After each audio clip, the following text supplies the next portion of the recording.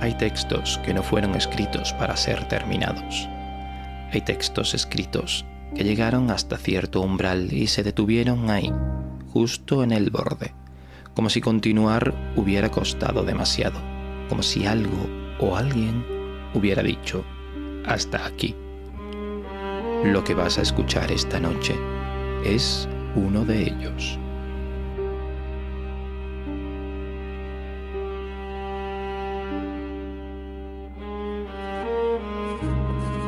Corría el otoño de 1933. Howard Philip Lovecraft, el gran soñador, tenía 43 años. Vivía en Providence y estaba atravesando una de las crisis creativas más profundas de su vida. En una carta de octubre de ese año, escribió que se encontraba en un punto muerto. Hastiado de su obra anterior, incapaz de encontrar un camino hacia adelante, había estado experimentando con estilos y perspectivas, destruyendo la mayor parte de lo que producía. Faltaban menos de 4 años para su muerte. En ese clima de duda y de oscuridad personal, escribió un fragmento. No lo terminó, no lo publicó, y no sabemos si alguna vez tuvo intención de hacerlo. Años antes, Lovecraft había escrito una secuencia de sonetos llamadas Fungi from Yugoth, 36 poemas que trazaban una geografía imposible, un cosmos indiferente y bellísimo, lleno de puertas que no deberían abrirse. Con el libro intentó traducir esa poesía al lenguaje de la prosa, tomar lo que había dicho en verso, con la distancia que da el verso, y ponerlo en boca de un narrador, un hombre, con manos, con miedo. El resultado corresponde a los 3 primeros sonetos de la secuencia, los únicos que forman algo parecido a una narrativa continua, los únicos que, juntos, cuentan una historia. El texto que sobrevivió es breve, brutal en su brevedad. Un narrador que no sabe bien dónde comienza su memoria, que no está seguro de cómo está comunicando lo que dice, que recibió un libro de manos de un librero extraño, un viejo que se rió y trazó un signo en el aire al verlo marchar, y que se lo llevó a casa por calles envueltas en niebla, sintiendo que algo lo seguía. Y ahí se detiene. La historia no termina, se interrumpe. Lo que viene después es silencio. Ese silencio es parte del relato.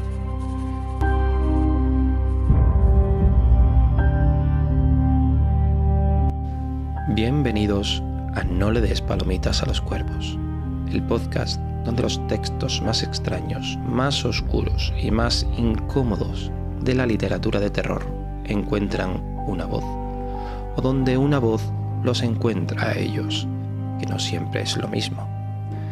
Esta noche, esa voz viene de España, porque hay algo en el acento peninsular, en esa cadencia que arrastra las sílabas con una gravedad antigua, que encaja de manera inquietante con la prosa de Lovecraft, como si el idioma también tuviera memoria, como si algunas frases, escritas originalmente en inglés por un hombre de Providence, estuvieran esperando ser dichas así, de esta manera, con esta boca. Escúchalo como lo que es, el borde de algo que no se llegó a decir.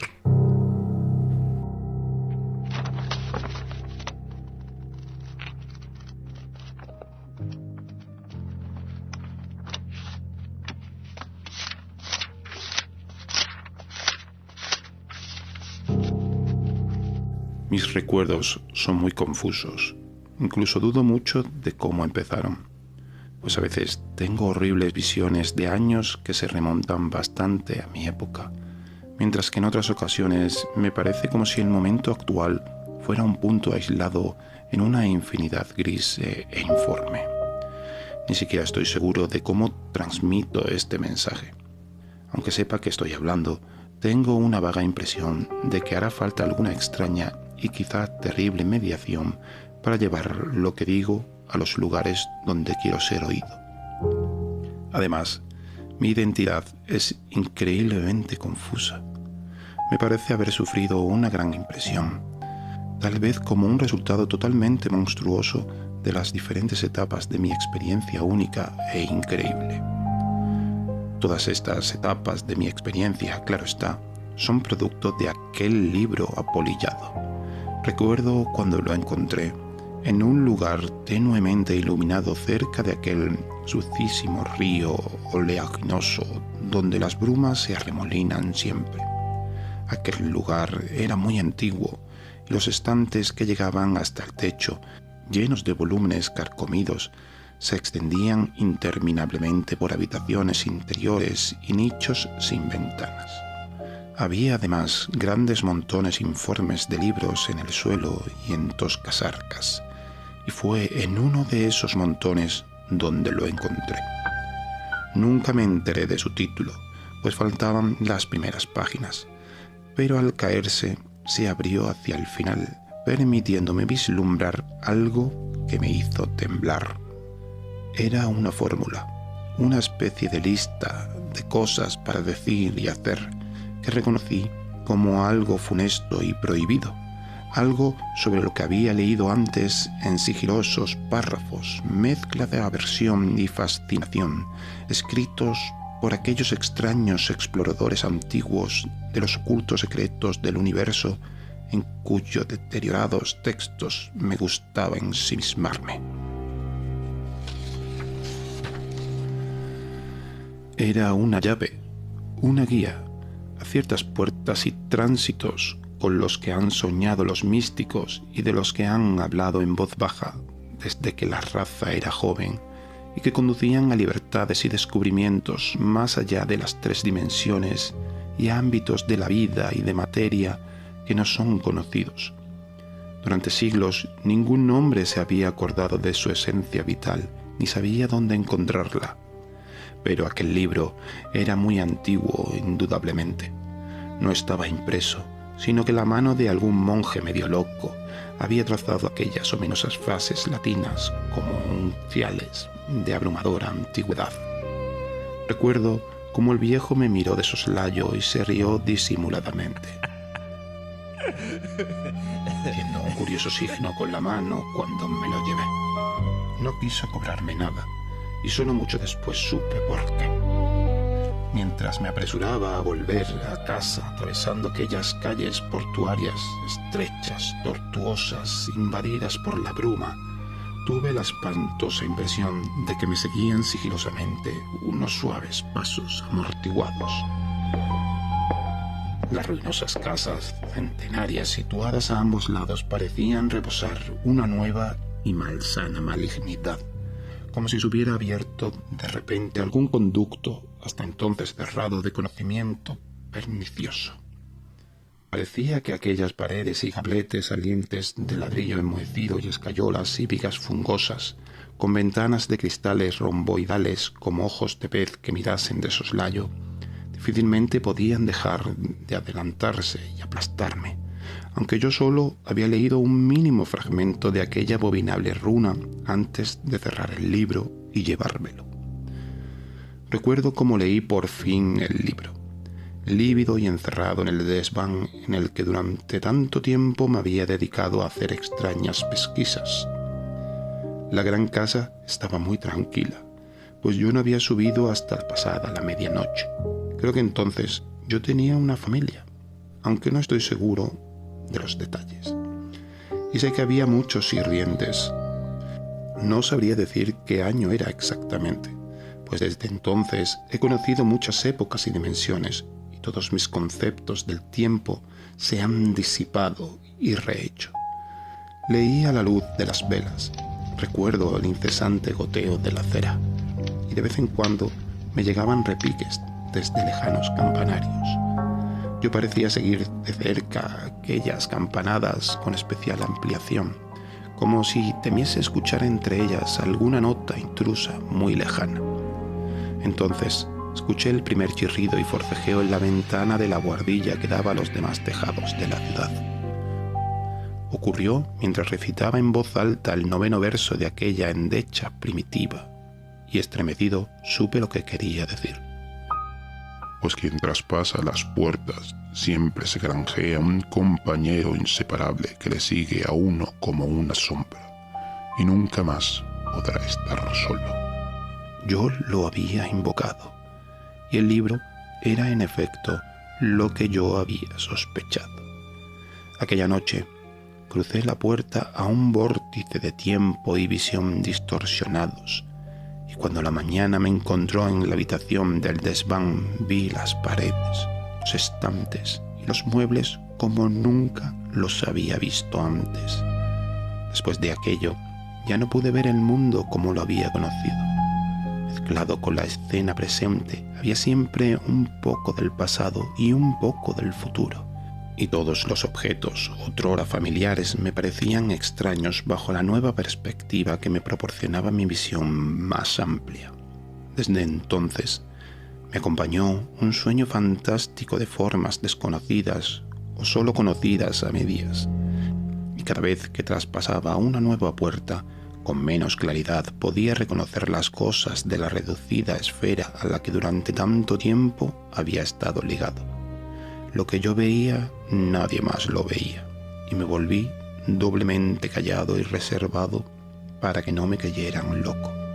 Los perros tenían miedo de mí, pues presentían la sombra ajena que nunca se apartaba de mi lado. Pero aún así leí más, en libros y rollos de pergaminos ocultos y olvidados a los que me llevaba mi nueva visión, y pasé por nuevas puertas de espacio, de existencia y de pautas vitales hacia el núcleo del cosmos desconocido. Recuerdo la noche en que tracé en el suelo los 5 círculos concéntricos de fuego y permanecí en lo más recóndito salmodiando aquella monstruosa letanía que había traído el mensajero de Tartaria. Las paredes desaparecieron y me vi arrastrado por un viento negro a través de abismos de un gris impenetrable, con cimas de montañas desconocidas en forma de agujas varias millas por debajo de mí. Poco después, la oscuridad era completa, y luego apareció la luz de miriadas de estrellas que formaban extrañas constelaciones foráneas. Por último, vi una planicie iluminada por una luz verde muy por debajo de mí, y distinguí sobre ella las torres retorcidas de una ciudad construida de un modo como nunca había conocido, leído o soñado. Cuando flotaba más cerca de aquella ciudad, vi un gran edificio cuadrado de piedras en un espacio abierto y sentí que un miedo espantoso me atenazaba. Grité y forcejeé, y tras un breve desconcierto me encontré de nuevo en mi habitación del desván, tumbado de espaldas en el suelo sobre los 5 círculos fosforescentes. En el vagabundeo de aquella noche no hubo más novedades que en la mayoría de los anteriores, pero hubo más terror porque sabía que me encontraba más cerca de aquellos abismos y mundos exteriores de lo que había estado antes. A partir de entonces fui más prudente con mis conjuros, pues no deseaba verme separado de mi cuerpo y de la tierra en abismos desconocidos de los que nunca podría regresar.